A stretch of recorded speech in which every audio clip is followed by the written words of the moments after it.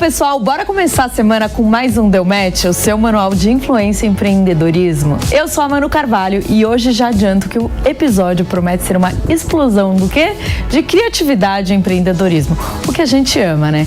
E não deixe de seguir a gente nas redes sociais, no Instagram, @deumatch.podcast, aqui também no YouTube, para você nunca perder nada. E hoje a gente tem uma convidada que é extraordinária, uma empresária e uma empreendedora social que tem dedicado a sua vida a fazer o bem e inspirar mudanças. Seja muito bem-vinda, minha amiga Tatiana Monteiro. Obrigada, minha Olha, quando eu convidei a Tati, eu fiquei tão animada porque ela tem tanta história legal. Mas antes disso, a gente sempre faz um bate-bola para te conhecer melhor. Vamos lá? Prazer estar aqui com você, obrigada. Tati, então você fala a primeira coisa que vier à sua cabeça. Qual o seu signo? Leão. Curte aparecer então, ou não? A verdade, eu acho que faz parte de um todo. Do trabalho, do meu dia a dia, mas sim. Qual o seu lugar favorito no mundo? O lugar favorito no mundo é sempre junto da minha família. Mas eu gosto demais da minha fazenda, onde eu cresci, enfim, onde eu passei todos os fins de semana da vida, acho que é o lugar que eu mais gosto. Quem te inspira, Tati? Quem me inspira demais, enfim, eu tenho duas pessoas que me inspiram muito.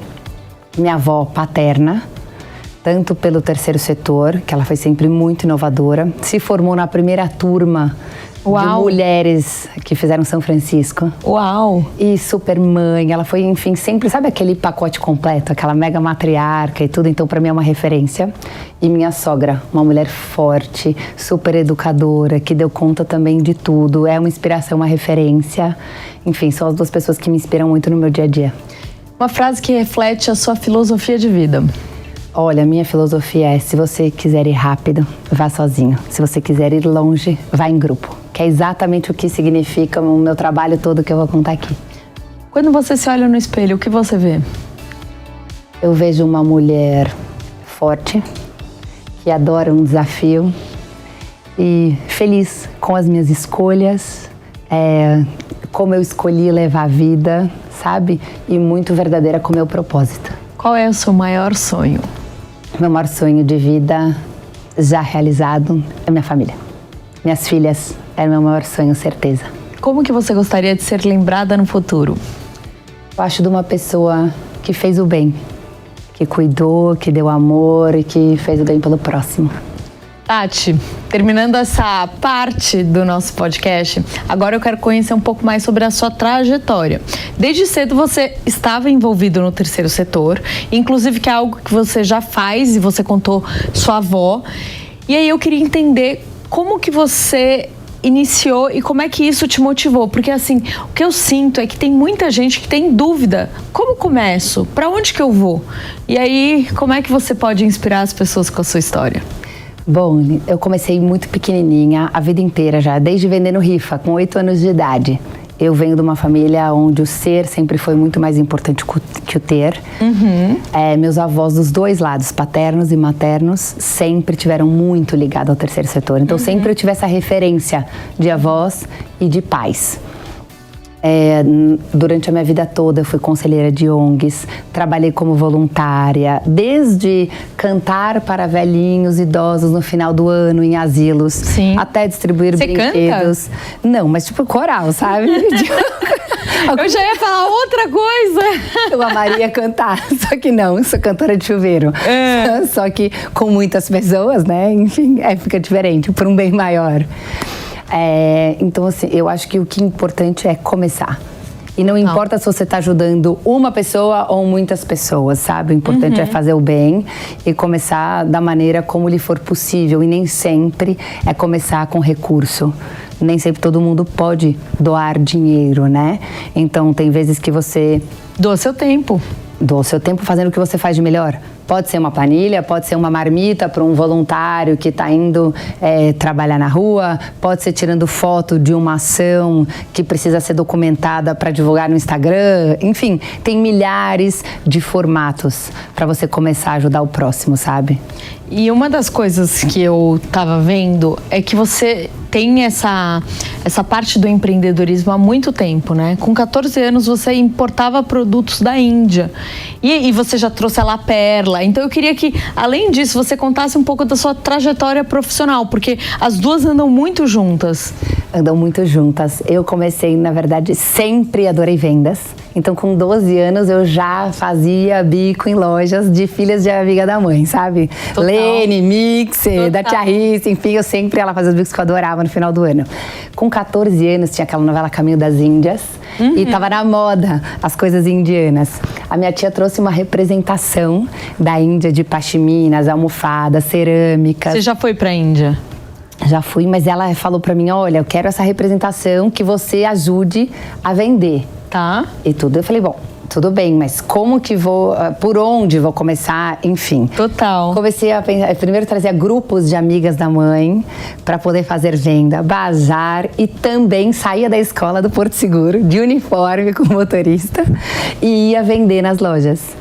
Então vendia na René Bear, vendia na Daslu. Fornecedor e começou a crescer bastante, mas era uma microempresa. Eu importava, aquela sistemática toda. Não tinha computadores, Excel, nada disso, né? Mas eu fazia todo o beabazinho, toda a parte administrativa. Tinha lá meu capitalzinho de giro. Então tinha os objetos de casa. E também pessoas, e tinha um leque enorme de compras e eu tinha realmente um bom valor, sabe, do produto final. Você falou que você ama vender. Como ser uma boa vendedora? Inclusive agora que você vende, né, o seu projeto social, vende histórias, tem uma agência também. Como é que é? Eu acho que principalmente ter a escuta de quem tá querendo comprar, sabe? Eu acho que quando você tem essa sinergia e entende o seu cliente, seja ele uma empresa, seja ele uma pessoa física, ter a escuta do que ele quer, quais são as necessidades, o que ele precisa, o que ele busca, eu acho que aí você consegue envolver e fazer uma boa venda. Com atenção, com todo o cuidado, enfim, mas também sendo assertiva para aquele serviço ser da melhor maneira. Com 14 anos, como é que você vendia? Olha, eu primeiro tinha uma opção enorme de leques de produtos. Então, pashmina, por exemplo, eu tinha 300 opções de cor. Eu tinha um leque enorme. Enquanto as lojas vendiam 4, 5, 6 cores no seu mix de produtos, eu tinha um leque gigante. Então, as mulheres vinham pra mim com aquele vestido, que queriam aquele tom exato. Então, eu fazia muito também sob encomenda, sabe? Legal. E eu fui crescendo nisso. As lojas queriam os tons exatos.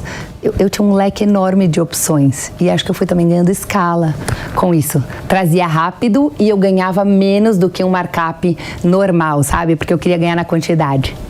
E aí você trabalhou na Daslu e depois você abriu a La Perla. O que você trouxe dessa época como vendedora? E não só isso, né? Depois você montou sua própria marca, que foi a La Perla, que é uma das mais requisitadas do mundo, no mundo de lingerie.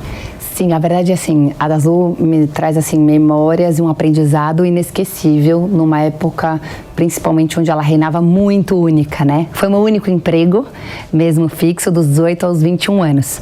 Eu trabalhava na parte de vendas, adorava, só que num determinado momento, perto dos meus 21 anos, a Helena tinha que mudar a loja de lugar. E eu lembro quando foi pra Vila Olímpia. Saí da Vila Nova pra Vila Olímpia. Nesse momento... Foi aquele casarão que ela teve. Isso mesmo. Nesse momento, ela juntou todo mundo que trabalhava para ela e falou que quem quisesse teria a possibilidade de ser parceira dela. E que ela estava procurando parceiros para aquele lugar. E eu achava que faltava muito no mix uma lingerie importada. Ela já tinha 80, 100 marcas importadas de roupas, principalmente acessórios. Vendia Prada, tudo. Chanel, Dolce, tudo. Ela trazia tudo. E aí eu falava, olha, eu cheguei, ela era muito amiga da minha mãe, da vida inteira.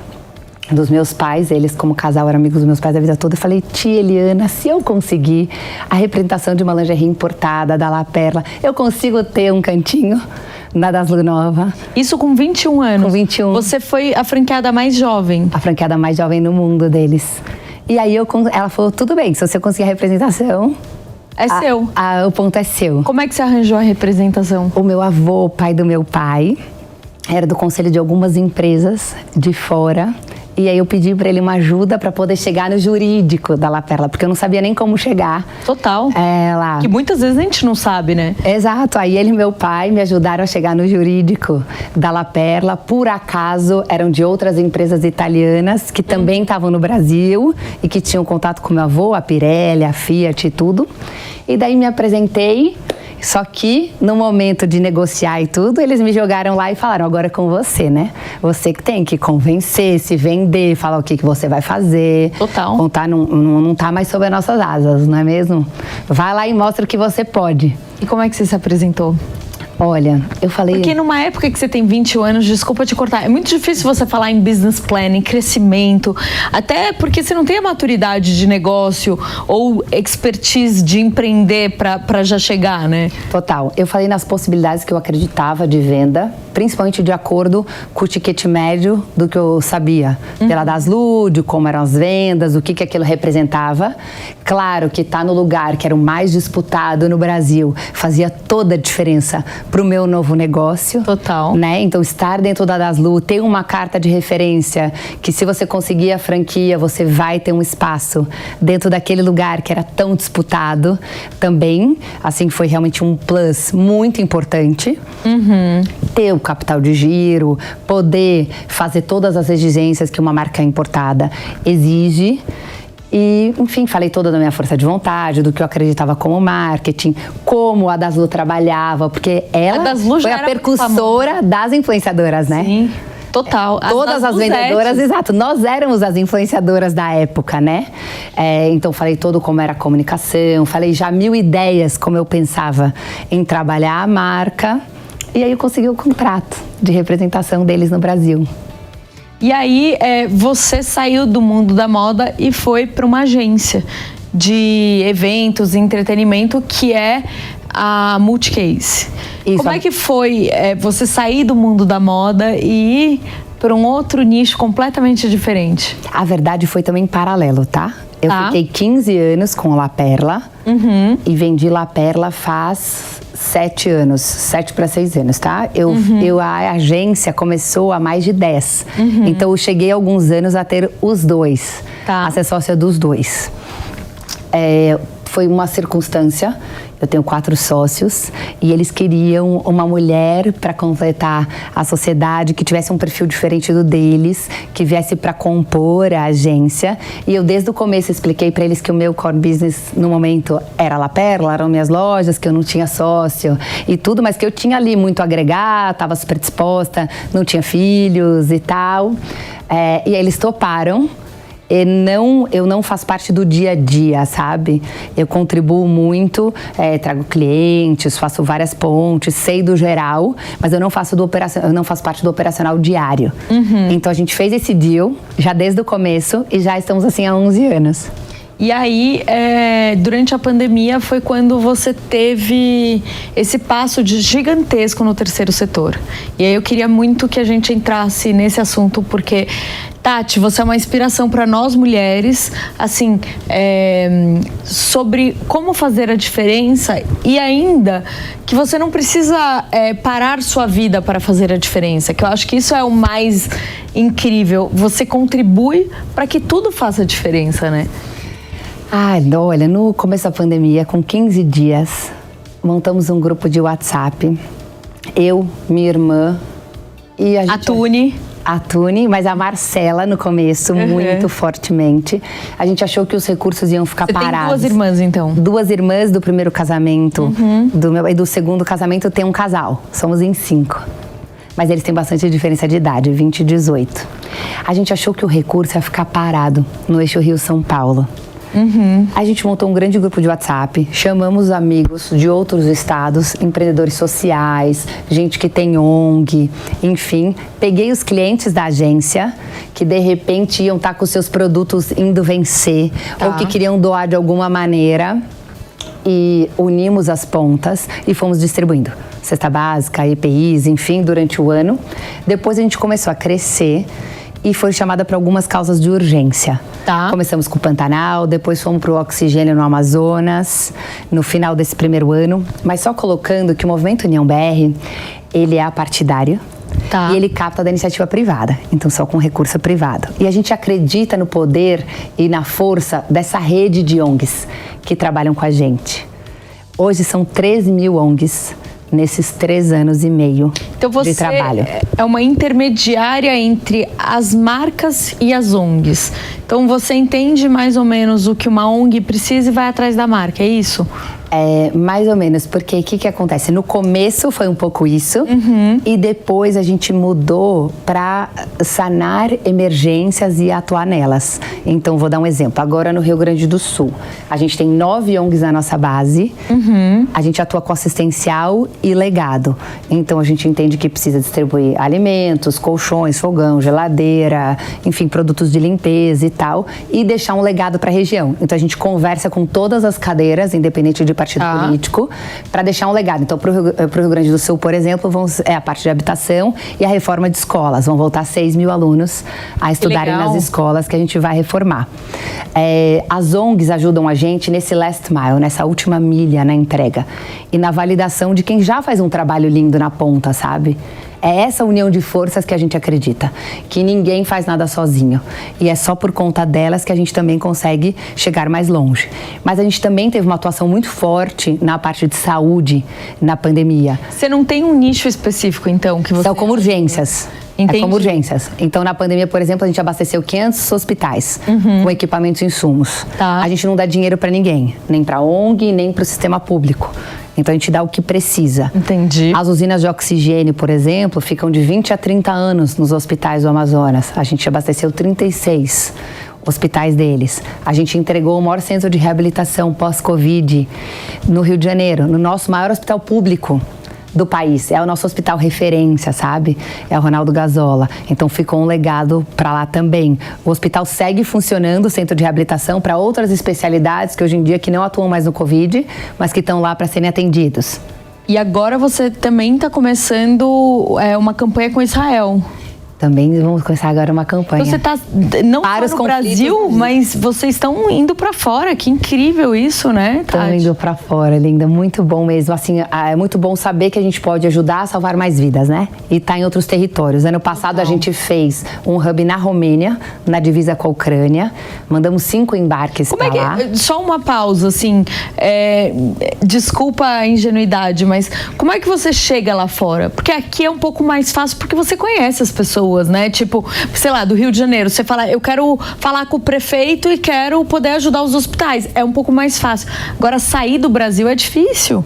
É difícil, de fato. A gente sempre tem que procurar algum interlocutor local, por exemplo, que faça mais sentido. Lá, no caso, foi uma situação bem peculiar, porque tinha uma fazenda de uma amiga minha brasileira que era na divisa com a Ucrânia, na Romênia. E aí essa fazenda virou posto consular, a Cruz Vermelha ficou lá na ponta, na fazenda dela, e ela estava recebendo os refugiados. Então foi um pouco mais simples por conta disso. Mas a gente tem toda uma intermediação que a gente também precisa de apoio do governo. Então, por exemplo, a Latam, a nossa parceira grande de ajuda aérea, tá? Ela nos levou até Frankfurt, a mercadoria, e depois a gente pôs ela terrestre. Passou por 6 países até chegar na Romênia. Para carga e como carga diplomática, eu preciso de ajuda do Ministério de Relações Internacionais para facilitar esse percurso. Você liga para ele o tempo inteiro. Oi, quando tem coisa de ajuda, quando vamos tem lá. Coisas internacionais, a gente pede. Sim. A gente pede ajuda para poder esse traslado e passar por todos os países mais fácil a carga. Sim. E o que eu acho que faz toda a diferença nossa é o que a ponta precisa. Sim. Então a gente trabalha, por exemplo, com uma comida desidratada, nutritiva. Por exemplo, quando você fez isso na Ucrânia ou Israel, quais são as instituições, são brasileiras que estão ajudando? Ou como é que você arrecadou o que você precisava levar para lá? São instituições de fora que a gente ajuda, que estão na localidade, que a gente entende o que elas precisam. Sim. Então, por exemplo, na Romênia, a Cruz Vermelha pediu itens hospitalares de primeiros socorros. E aí quem ajuda é uma XP da vida, por exemplo. Exato. E daí a gente capta aqui da iniciativa privada e também pessoas físicas. Microdoadores, 1, 2, 5, 10 reais. Que legal. A gente abre campanha. Então aqui quem está nos assistindo pode já doar. Pode já doar. É agora que a gente está começando, por exemplo, a campanha para as vítimas do conflito, tá? Perfeito. É sobre salvar vidas, é sobre pessoas.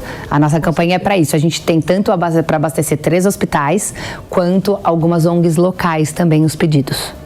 Tati, você acredita que o brasileiro é um povo doador? Eu tenho certeza que é. Você tem alguma história que você lembra, assim, que você fala, é isso, esse é meu povo, esse é o Brasil que eu amo? Tenho. Porque eu acho, assim, o brasileiro muito diferente, eu acho o brasileiro muito aberto. Eu não sei, né, por ser brasileira e amar ser brasileira, acredito muito, né, nas pessoas, e o Brasil é esse povo quente que abraça, que... Total. É tanto nas esferas maiores quanto também no dia a dia. Então, vou te dar um exemplo.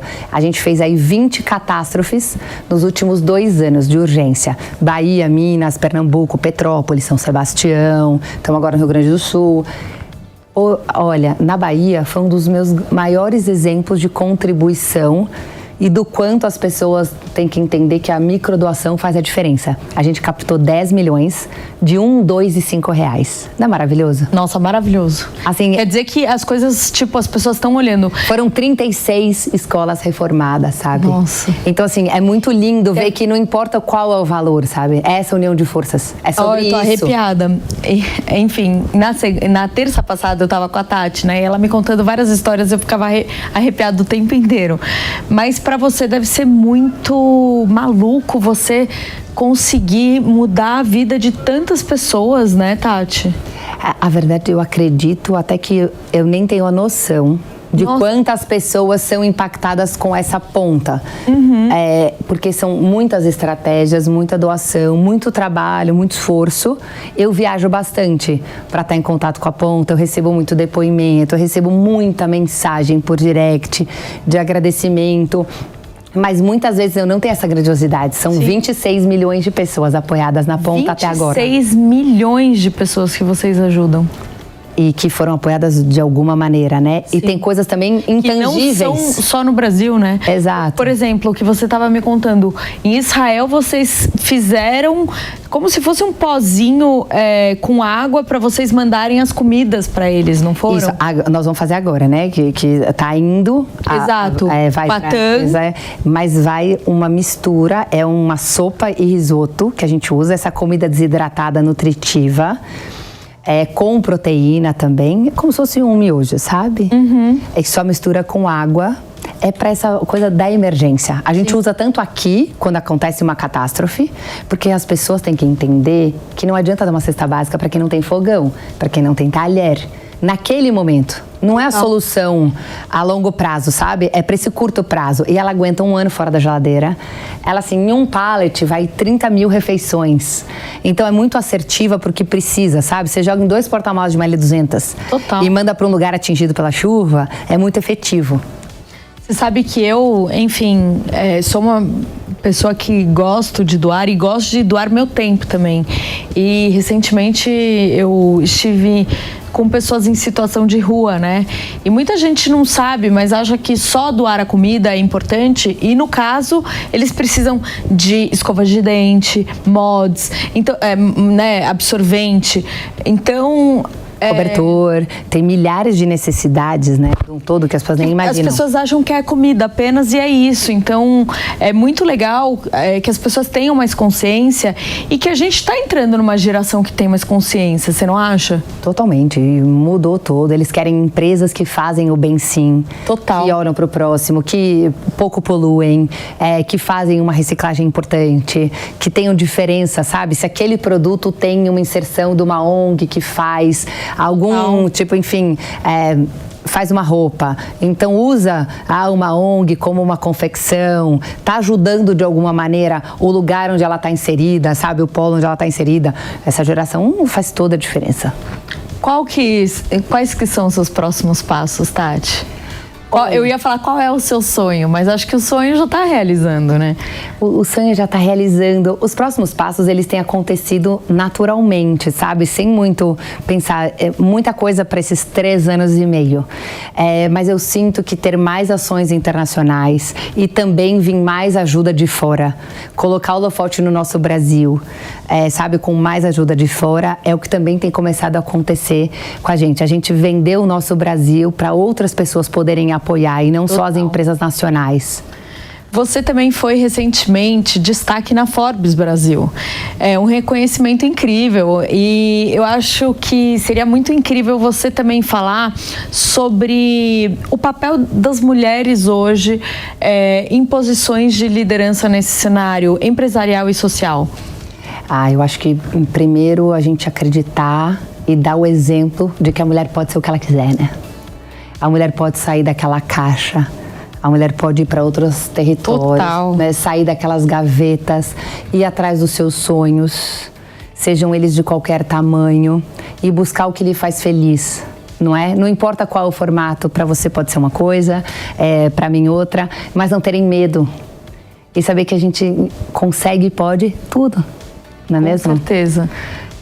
Eu acho que isso é o que eu mais vejo como referência, sabe? E a gente fazer o máximo para equilibrar todos os pratos, enfim. Você consegue equilibrar todos os pratos? Olha, eu acredito que dentro do meu universo eu consigo, apesar de, claro que... Você se cobra? De vez em quando. Eu me cobro, me ponho alguns limites dentro da minha rotina para poder dar conta de todos os meus papéis, sabe? É claro que eu agradeço muito e sou privilegiada, então tenho uma rede de apoio que me permite fazer isso também, sabe? Então também consigo chegar em vários objetivos, porque tenho uma rede de apoio que me ajuda.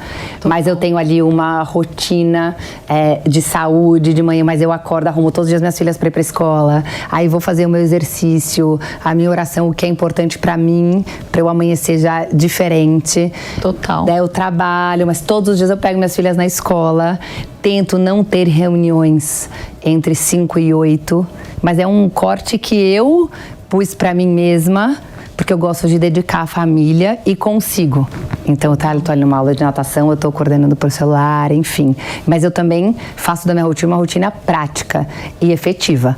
Então, eu também não procrastino, eu sou efetiva nas coisas que eu não preciso estar, eu resolvo por WhatsApp, então eu não vou até uma feira, eu peço para entregar em casa. Então, eu tento também otimizar o meu tempo.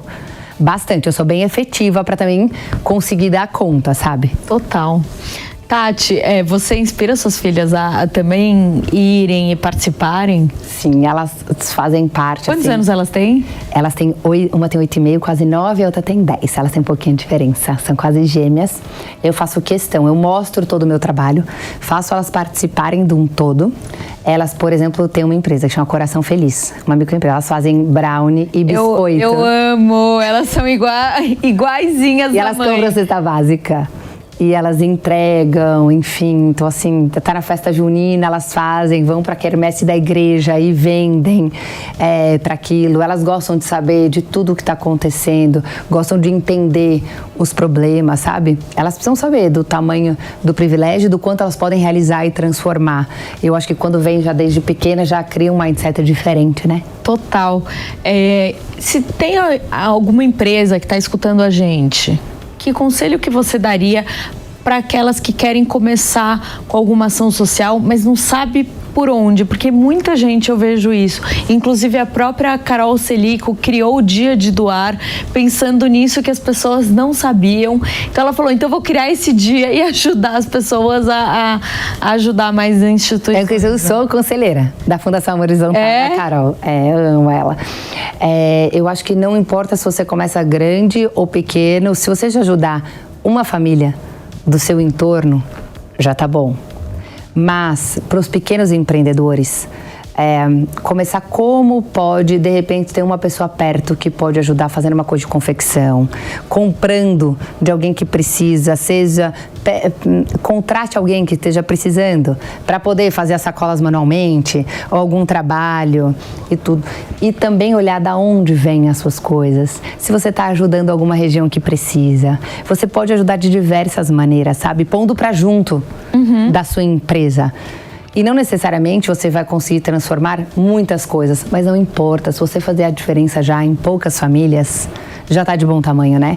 E também olhar muito pra dentro. Até mensalmente, né? Eu, desde quando conheci um pouco do dia de doar, eu falei, mas por que eu não dou todo mês? E eu comecei a doar todos os meses, enfim, para algumas instituições. E fazer parte, né, da vida. Faz parte. Então, assim, hoje eu tento doar o meu tempo, mas também dinheiro, porque eu sei o quanto é importante. E também eu sinto que as pessoas ficavam com muito medo, Tati, para onde ia o dinheiro, sabe? Você tem um pouco desse questionamento? Como é que é? Eu acho que tem um pouco de questionamento de vez em quando, mas tem tantas instituições que fazem um trabalho lindo na ponta, sabe? E que vocês estão olhando para isso, e que entregam tanto. Então que assim, também a pessoa também tem que ter tranquilidade que ela tá entregando para pessoas sérias e que fazem o bem, sabe? Tem muito mais gente que faz o bem do que gente que não faz. Sabe? E você tem que, de fato, entregar e não... Eu tenho muita gente que pergunta, como você vai ter certeza que aquilo chegou na pessoa que precisava de comida? Gente, é comida. Olha a quantidade no Brasil de pessoas que precisam de comida, sabe? E não dá pra você querer saber o CPF da pessoa, a roupa que ela tá, onde ela mora. Até porque, tudo é sobre comida, sabe? Até porque quando você começa a querer saber o CPF, etc., é um pouco mais sobre o ego, de você saber que ajudou alguém, do que sobre pensar no propósito. No propósito, né? E pronto. Tem algumas empresas que falam, gente, é pra isso. Da empresa fala, não, tudo bem, claro, se você vai doar uma coisa mais significativa e importante, tipo uma geladeira, um fogão, uma coisa, sabe, que de fato a pessoa perdeu tudo numa chuva, aí a gente faz visita, faz pesquisa, tira foto, vai de casa em casa, pra poder entender de fato se aquela família perdeu tudo. Total. E para ser assertivo, entende? Mas quando é comida, quando são coisas mais tranquilas, produto de higiene e tudo, meu Deus... É um mar de gente precisando. Tati, queria muito te agradecer sua presença. Quero receber você de novo quando tiver mais novidades indo para fora, ajudando mais pessoas e que o seu trabalho e tudo que você esteja fazendo cresça muito mais. Ai, linda, muito obrigada por o espaço, por esse tempo, por colocar o holofote nas nossas causas e poder que isso se reverbere, que mais gente escute e conheça o nosso trabalho. Obrigada, parabéns e muito mais sucesso para você, eu adorei. Tati, quem quer doar, onde que a pessoa entra, como é que ela te segue nas redes sociais e ela pode acompanhar o seu trabalho? Bom, o Instagram do União BR é @uniãobr.org. O meu é Tati Monteiro de Barros e o nosso site movimentouniãobr.com.br. Então você que nos escutou, aprendeu bastante com a Tati, nos ajude por essa causa, não é? Ajudar mais famílias e cada vez mais fazer o bem, porque o bem volta. Transformar, não é? Exatamente. Juntos somos mais fortes, sempre. Sempre. Tati, obrigada. Amei você aqui comigo. Obrigada, linda. E você que ficou em casa, espero que toque um pouco o seu coração, porque empreender é isso, é empreender com influência, ajudar as pessoas cada vez mais, pra gente ter o quê? Um mundo melhor, não é, Tati? É só sobre isso, não é? É isso. Até semana que vem com mais novidades pra vocês, outras histórias e um beijo. Até.